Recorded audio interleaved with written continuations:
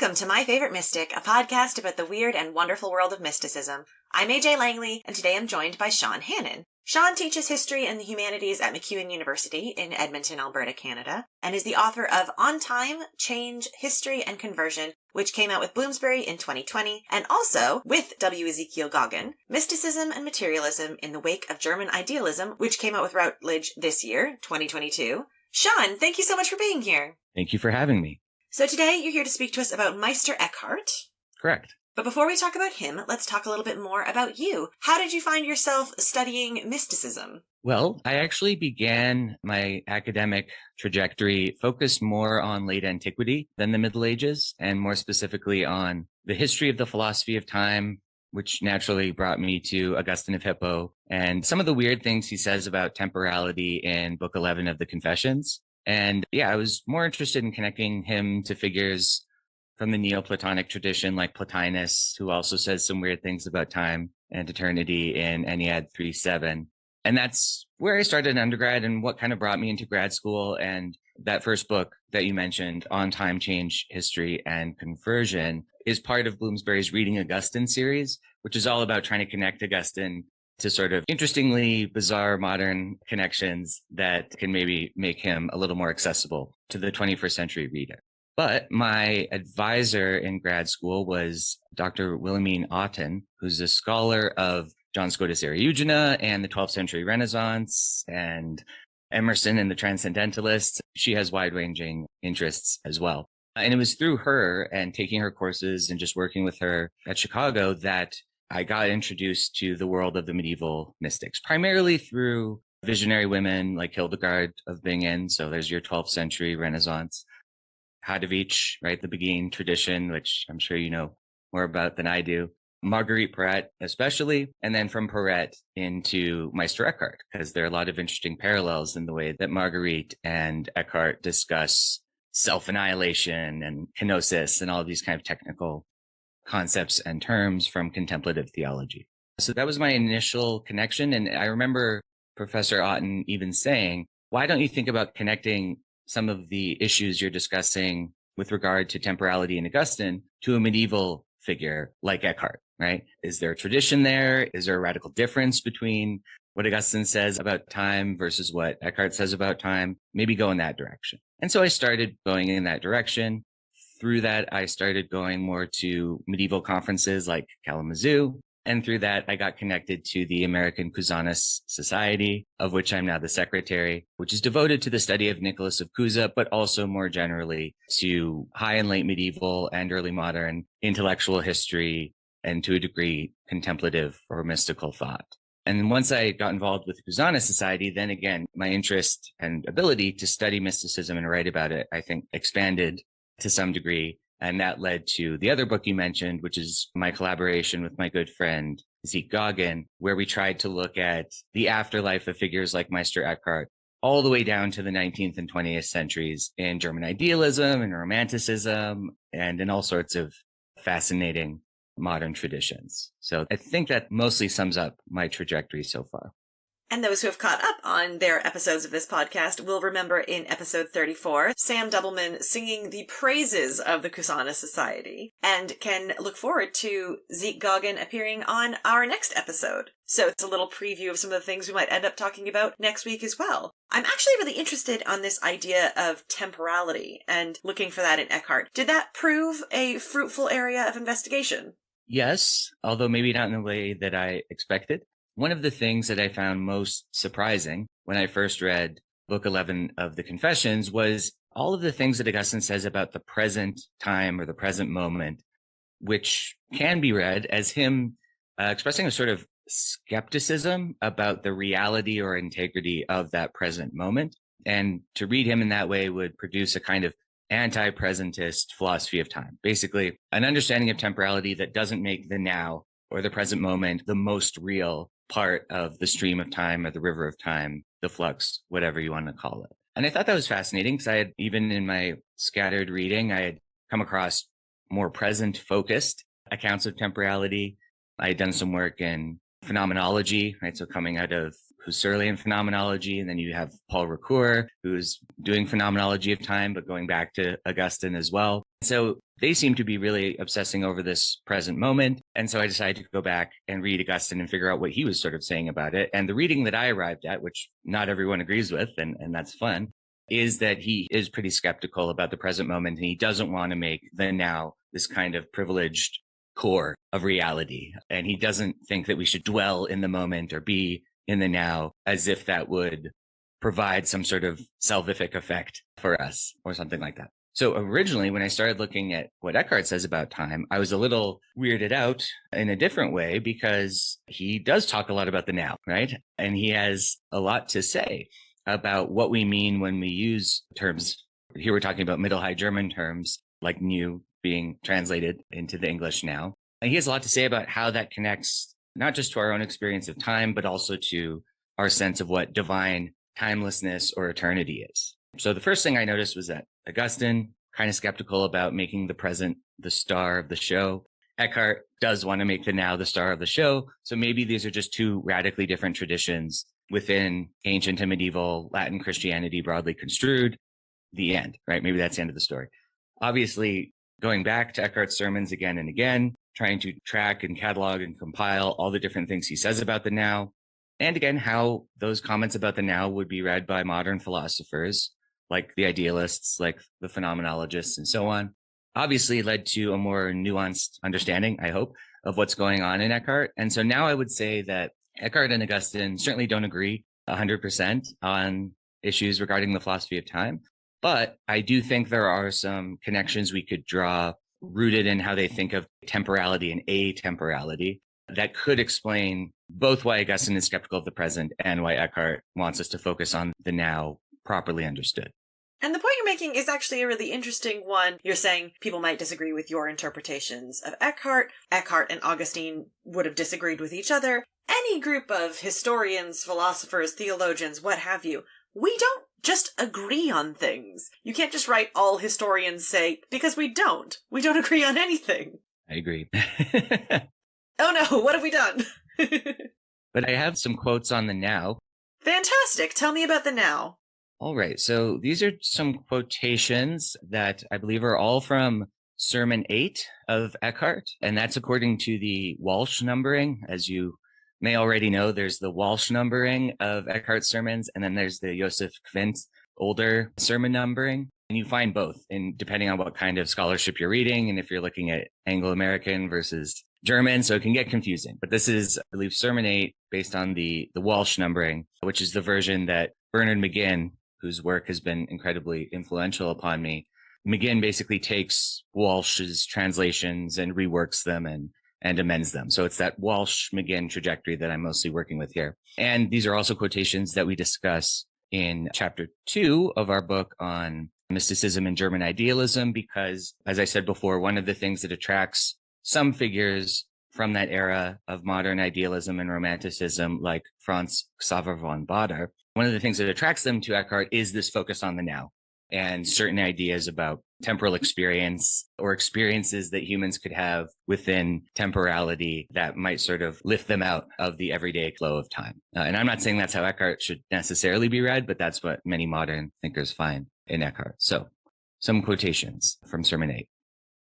And yet, says Eckhart, all attachment, Eigenschaft, to any work that involves the loss of freedom to wait on God in the here and now, in diesem gegenwärtigen Nu, as if you had nothing else and neither would nor could do otherwise, any such attachment or set practice could only deny you this freedom. And then a little bit lower, longer explanation now. For the now in which God made the first man, and the now in which the last man shall cease to be, and the now I speak in, all are the same in God, and there is but one now. That's probably the best quotation to capture the type of thing that Eckhart likes to say about the now, and you can imagine all the different ways that could be interpreted and debated over the intervening centuries. And then one more for you. Again, this one's a little bit longer and in some ways a little bit more confusing. Quote, if a man's spirit were always united with God in this power, he would not age. Observe, this man dwells in one light with God, having no suffering and no sequence of time, but one equal eternity. This man is bereft of wonderment, and all things are in him in their essence. Therefore, nothing new comes to him from future things, nor any accident, for he dwells in the now, ever new, and without intermission. End quote. Nothing new comes to him, for he dwells in the now, ever new. Right? So there's a bit of a paradoxical tone to that rhetoric. But I think those three quotes give you at least the flavor of Eckhart's rhetoric of the mystical now, which is not the end of the story. It's the beginning of the hermeneutical story, because now we get to argue about, is he making a statement rooted in the philosophy of time? Is he making a statement about a presentist doctrine of how time really works? Or is all of the mystical now rhetoric just in the service of cultivating a kind of experience in the listener? And perhaps we're barking up the wrong tree by trying to map Eckhart out in terms of this long Neoplatonic debate going back to Plotinus and Augustine about how precisely time is structured. I feel like when it comes to interpreting Eckhart, there is a lot of room for argument in a lot of ways because he doesn't write simplistically. We don't have a lot of really clear, direct explanations of what he's saying and what he means. There is a lot that's left up to peeling through the layers. Similarly, in a lot of ways to Marguerite Porete, which is one of the reasons that they potentially both got in a little bit of trouble. Her more than him, but, both of them coming into conflict about the things that they wrote. Absolutely. No, I think that the way I approach Eckhart, I'll admit, is largely in terms of, again, this sort of history of philosophy angle. So I'm always looking for the ideas and the concepts and the arguments, more so than mapping out the biography. But yeah, it's important to remember that we kind of don't really know what happens to Eckhart, right? He just sort of disappears around 1328. We know he's being investigated, and we know that there are, I believe, 28 propositions attributed to him that get condemned. I think it's like 17 are really condemned and 11 are sort of mildly condemned. He himself is not condemned, certainly not all of his works, and there's a case to be made for his full rehabilitation from that vantage point. But yeah, I think one of the reasons he gets in hot water, and in some ways it parallels what happened with Marguerite Porete, is not just the ideas that they're expressing, which in many ways can almost always be explained if you look back at the history of Neoplatonic thought and what other less controversial thinkers said about how the human being can approach the divine through some kind of intellectual ascent that may involve the diminishment of our sense of self and the overcoming of images that we have of the divine, right? So you can have all that good stuff, but it seems like what makes it controversial is the manner in which you share those ideas, right? And we know Marguerite was great about sharing her own ideas broadly, and Eckhart as well, right? There's a little bit of debate about who made up the precise audience of any given sermon by Eckhart, right? You can really get into the weeds there. But in general, just the fact that they're in the vernacular and he's just kind of, for lack of a better phrase, throwing these ideas out there, right? He's not just reserving them for his scholastic works, because he had those too, right? He has all these Latin works. He's a trained scholastic thinker, but he's not just going to reserve some of those more challenging ideas about unity with the divine or something like that. He's not just going to reserve those for the back pages of some scholastic treatise. He's just going to work them into his sermon, right? Which is only a couple pages long. And he'll throw around all this technical terminology like grunt, right? We share the same ground as God. He's always saying that. The citadel, right? We have to go into our inner citadel.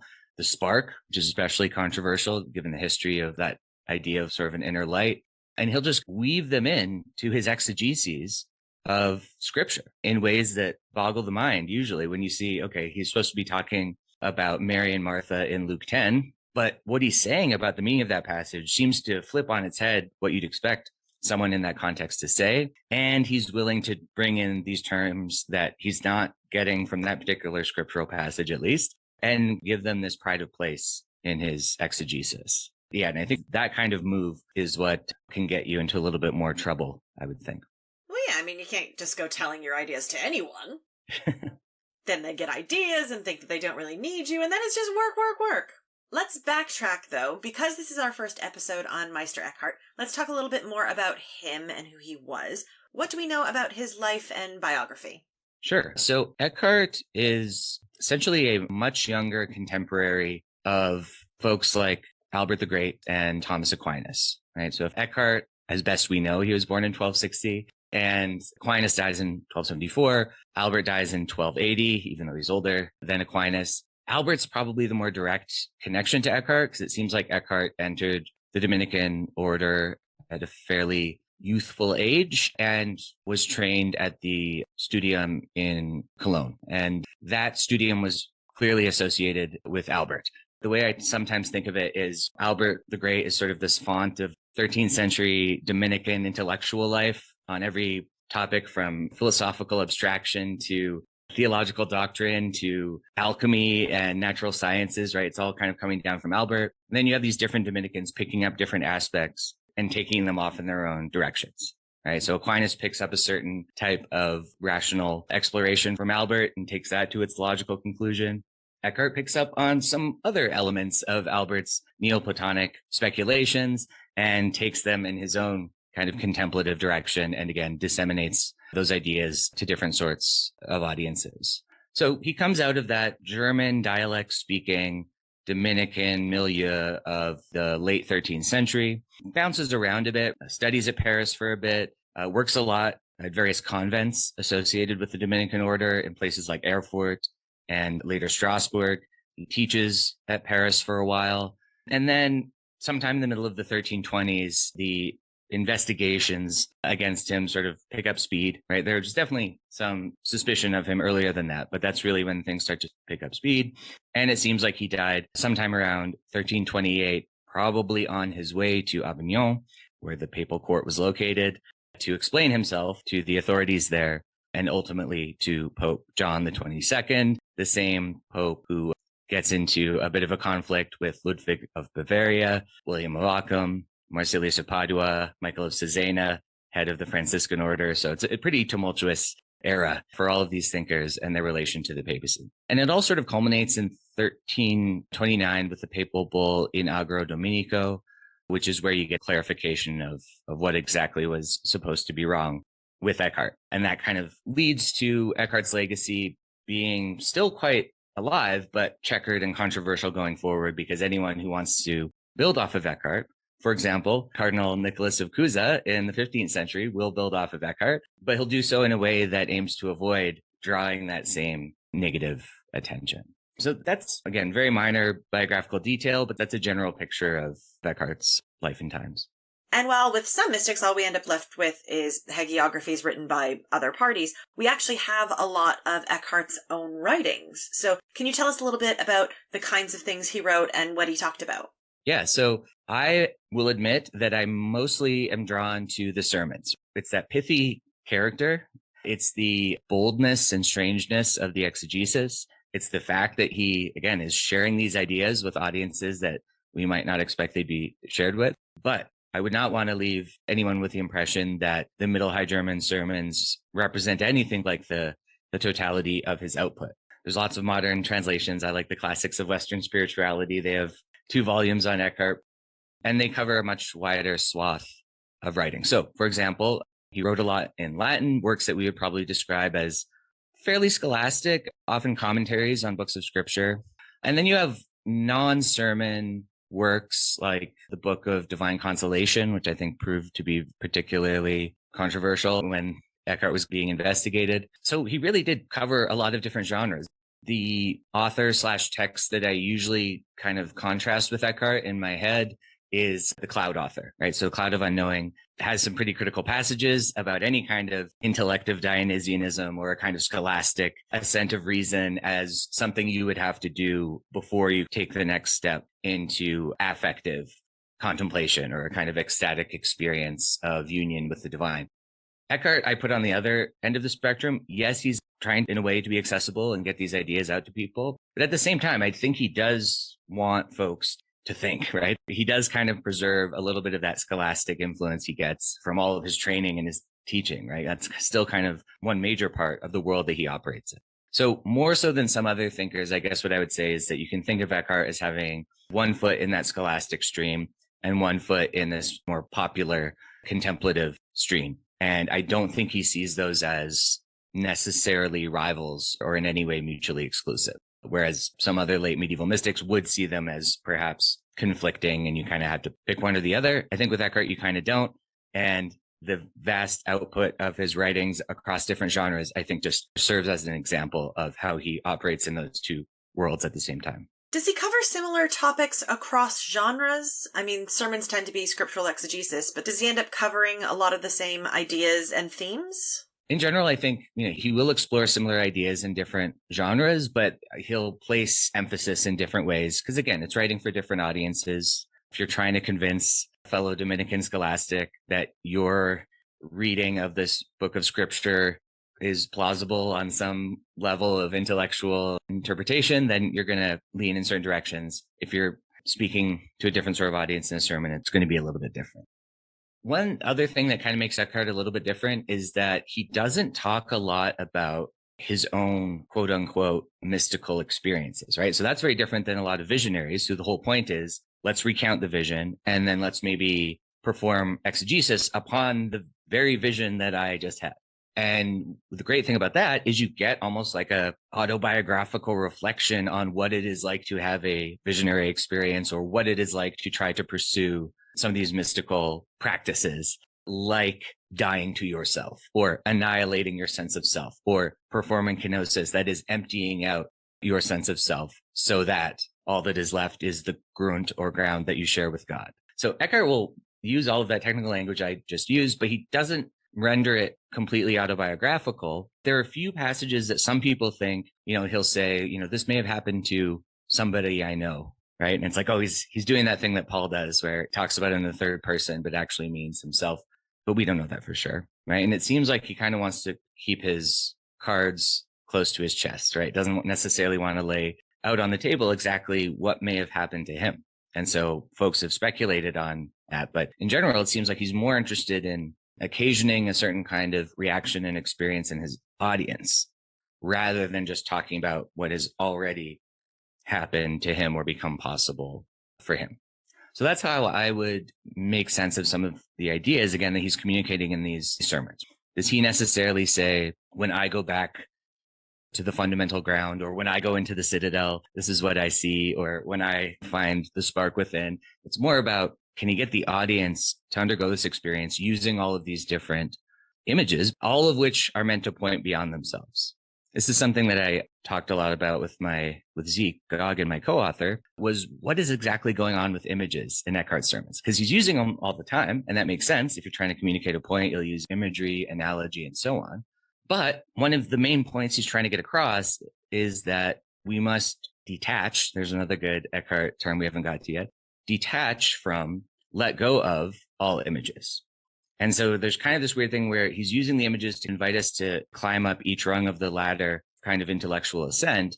But once you pass to the next rung, you leave the last one behind, right? You leave the last image behind. And ultimately, you're supposed to arrive to a place without images. And that the image of the ground is meant to signify that, right? A place where there aren't any images left, no image of what you think God is, no image of what you think you yourself are, certainly no images of external objects, but a kind of imageless foundation. And that kind of self-annihilation, that sense of nothingness, that emptying out, is essentially what unio mystica, or mystical union with the divine, looks and or feels like for Eckhart. Wow. Okay, so it's much more about guidance and the emptying out of the self. And is that the goal, to just become as much nothing as you can be? And what's the end game on that?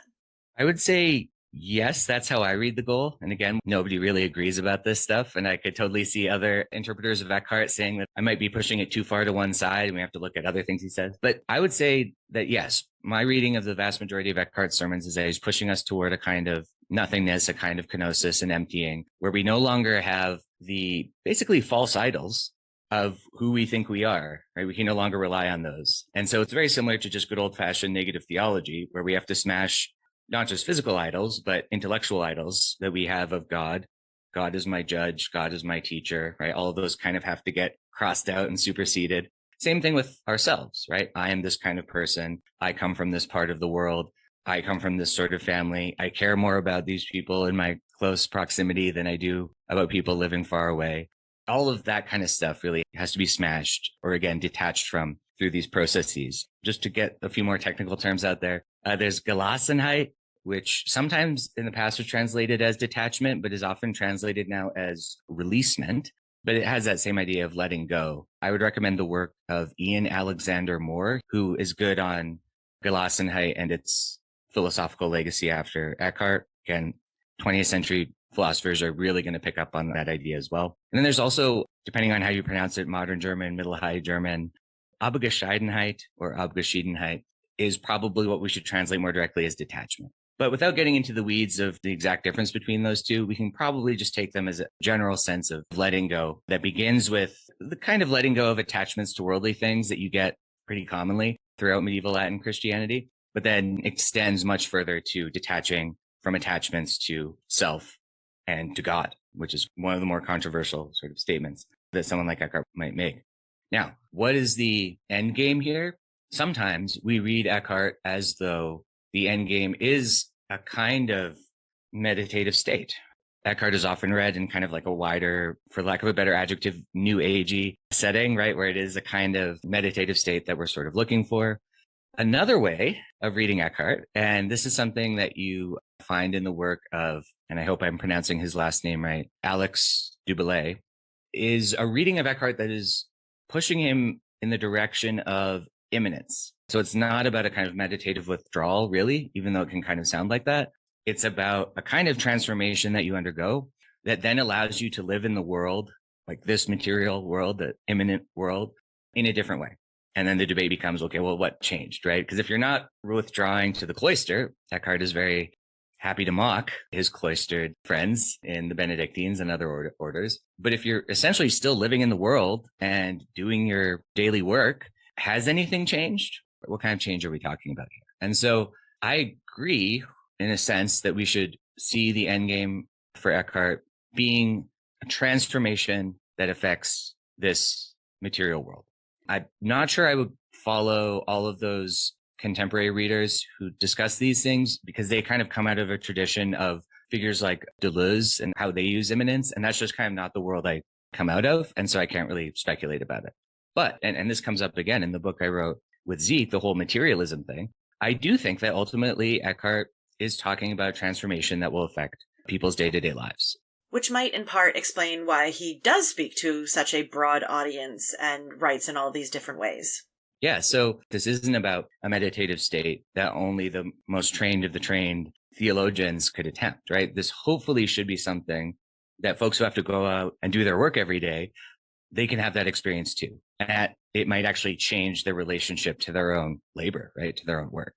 Okay, can you give an idea of how that works in a practical sense? So I mentioned before this idea that one of the most pernicious senses of attachment that we have, even though we don't necessarily think of it as pernicious, is essentially a kind of bias of proximity, right? That the person in my household or the person down the street is more my sibling or is more my neighbor than the person on the other side of the world. And Eckhart explicitly rules that out. And he draws a direct connection between overcoming selfhood, overcoming this illusion of who we are, and a kind of opening up of ourselves to the most distant neighbor, right? The other human being that we may have never heard of from a totally different culture and location. Somehow your overcoming of your own selfhood will allow you to kind of be part of this human family with them in a way that you wouldn't have been able to be if you held on to this idea of a self. One of the things we talk about in the book as well is how some mystics are appropriated in the 19th and 20th centuries by nationalists. This happens with Eckhart. This happens with Catherine of Siena. In both of those cases, it's not just garden variety nationalism. It's nationalism that's becoming fascism. And so one of the things we want to do is push back against that and say, well, no, actually, if you look at what they're saying, especially these passages from Eckhart, it's the opposite of nationalism. The self-overcoming is meant to explode all of these attachments that we have. And guess what? Nationalism, just another one of those attachments. There may be some piece of private property you have that you really, really love. You shouldn't feel too attached to that. Same thing goes for a national identity or the idea of the nation state, right? You might think that that is a sacrosanct relationship you have that structures your sense of identity and self. Eckhart says no, right? That's one of the other idols that has to be smashed. And with that, the definition of the self is often made in comparison to the recognition of some sort of other. Mm-hmm. So if you're getting rid of the self, then you're also getting rid of the other and opening yourself up to the idea that there is only one universal humanity and that any other ways of delineating between people are human and not of God, and therefore need to be rejected. So you not only lose the ostracization of other people, you also lose all sense of self-identity, and therefore, I suppose, become nothing. That's right. And there is a risk that if we interpret Eckhart in this way, it essentially becomes a universalizing project, right? There's no self, okay, fine, but there's also no other. And so it's kind of like everything is being drawn into the same universal category. And that could be bad, right? There are certain contexts in which we don't really want to lean into that kind of rhetoric or that way of thinking. But if I'm pressed to say, what do I think is going on in Eckhart? It is a kind of Christian universalism, at least in those passages. Now, it's a Christian universalism that aims to be open to like non-Christian peoples and communities, but it is still kind of rooted in this idea that there's one line of thinking here that if we follow it all the way through to its end, it kind of will include everybody and account for everything. So if we want a more radically pluralistic account where we kind of want to silo off these different human communities and cultural experiences, then yeah, you might want to be careful with some of those passages in Eckhart. But one quick quotation just to back up what I was saying before. Here's a quotation. Here I'm kind of mixing together sermons 13a and 13b in Eckhart, where he essentially says that you should make no distinction in the family of men, or let's say the human family, and be as well disposed to a person across the sea as to your closest relative or closest neighbor. Another way that Eckhart likes to talk about this is the idea of shedding or getting rid of the this and that, right? And he says this and that all the time. Sometimes he uses names, like German names, like there should be no this or that. There should be no Hans or Jonas, right? And essentially what he seems to be saying there is get rid of particularity, right? Again, it goes back to the particular and the universal. It's like there should be no this and that. There should be no my town and their town. There should be no we speak Middle High German and they speak Middle Low German and those people speak French and that's even worse, right? All of that should kind of be pushed off to the side, right? Detached from, to use the more technical language. And that could come at a cost, right? So again, I'm not necessarily saying this is all good all the way down or that it can't be co-opted in a bad way. I think it could, but it can also be read in a pretty liberating or emancipatory way, I think, right? If we connect it to modern forms of emancipatory universalism, in which the idea would not be to force a one-size-fits-all solution on every human community, but which would, again, just kind of break the chains and, again, emancipate us from all of these ideas that keep us apart and keep us locked up within ourselves. And I just think nationalism is probably the best modern example of that. And it's something that I think Eckhart, if we extrapolate him from the medieval to the modern, is a uniquely fruitful resource to kind of help us rethink. Yeah, it's one of the things that I really love as a reader, but also find very frustrating as a historian, is that at a certain point, books belong to their readers, and the author's intentions can often be completely disconnected from what an audience interprets when they read the text. But that unfortunately means that sometimes people take an entire time period and decide to interpret it in their own way to support their trash opinions. Mm-hmm. And so one of the things that we can do as medievalists, historians, is to show that context, to put these things in the frame from which they came and say, you're hearkening back to a past that didn't exist and would have been really, really terrible, so get your hands off of our time period. Right.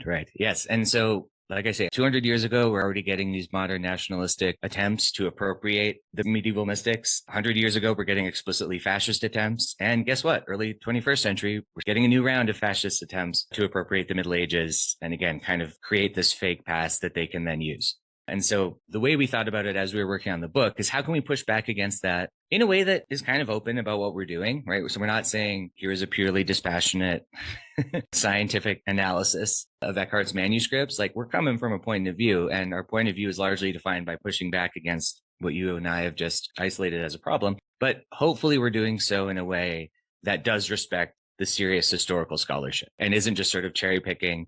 Oh, here's a passage from Eckhart. Here's a passage from Eckhart that kind of suit our own dispositions. But is there a way that we can do the intellectual history, be responsible as historians of philosophy and theology, but also lay our cards on the table and be open about what exactly we're opposing by emphasizing some of these themes in Eckhart? And for example, doing something that is anachronistic, like using Eckhart in an anti-nationalistic way, definitely anachronistic. I'll cop to that. But I hope that the passages we're pointing to in Eckhart and that we're contextualizing in Eckhart will clearly be rooted in what Eckhart himself was up to, rather than we're just taking quotes out of context and creating that false past.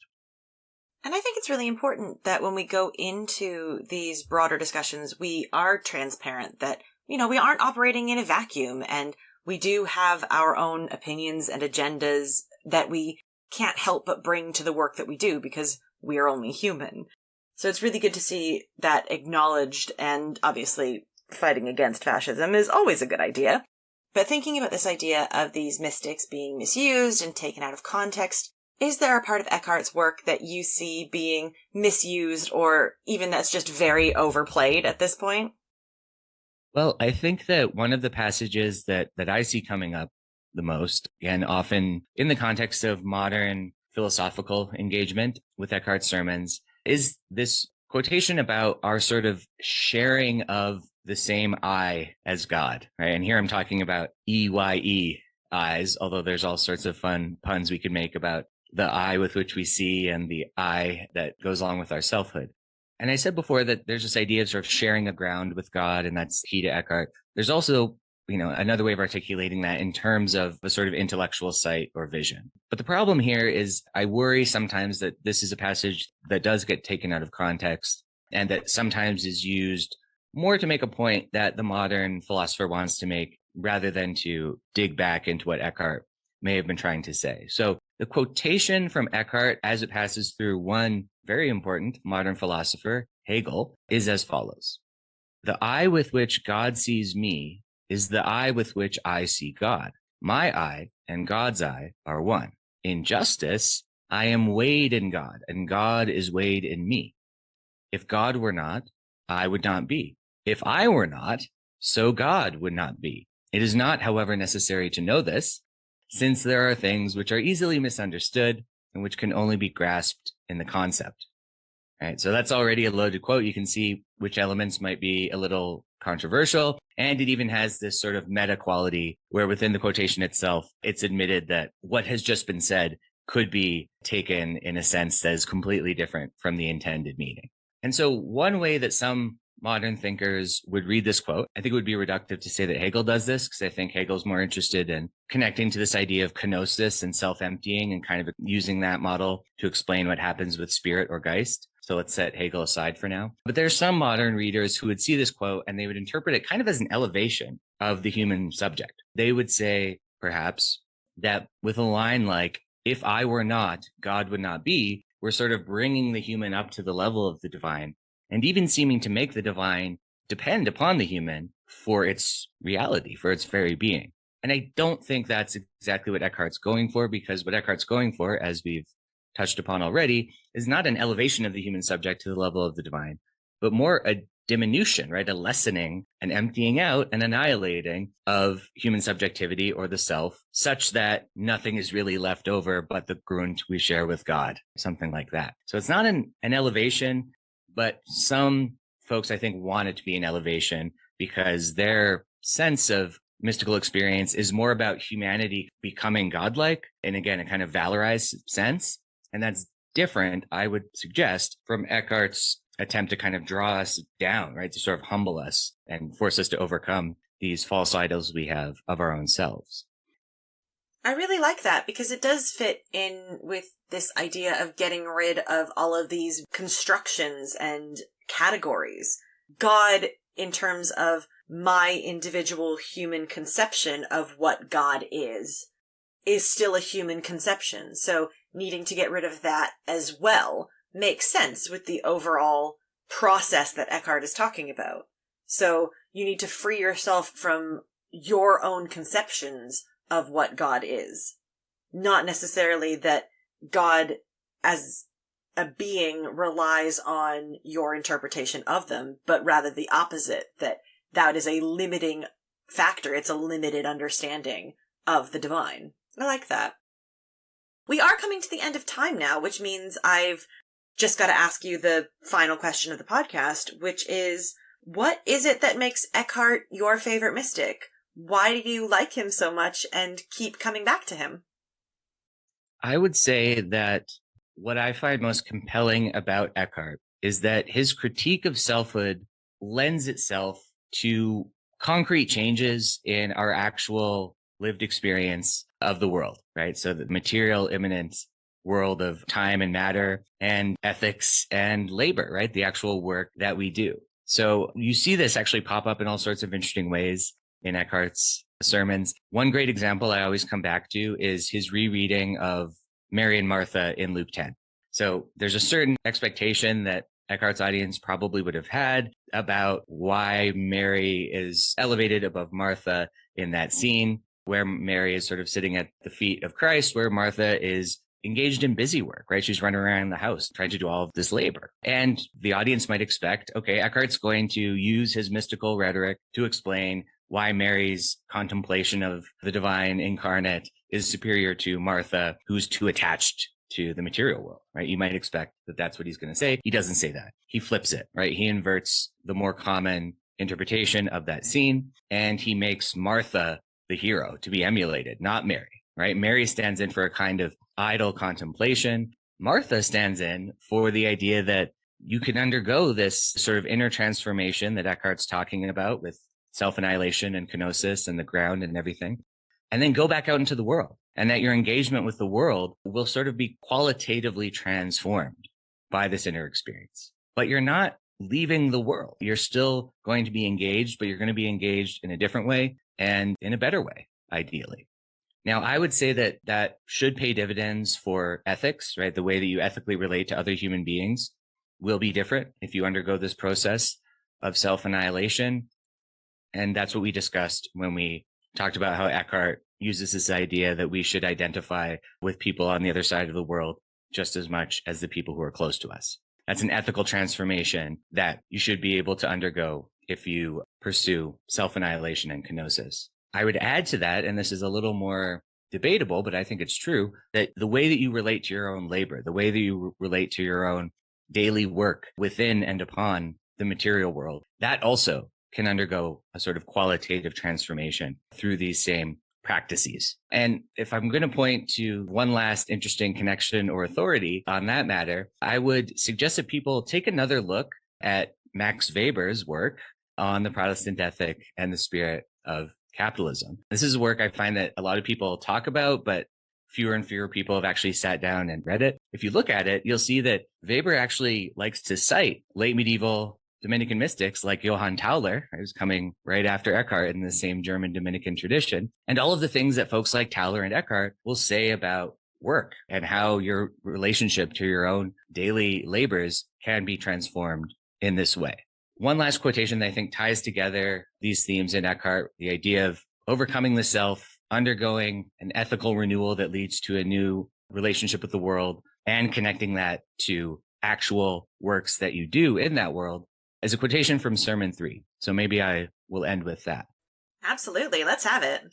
God's purpose, says Eckhart, in the union of contemplation is fruitfulness in works. For in contemplation, you serve yourself alone, but in works of charity, you serve the many. And with that quote, I think what Eckhart is doing is he's trying to call us to be Marthas, not just Marys, but to be Marthas actively engaged in the world in a new sort of way.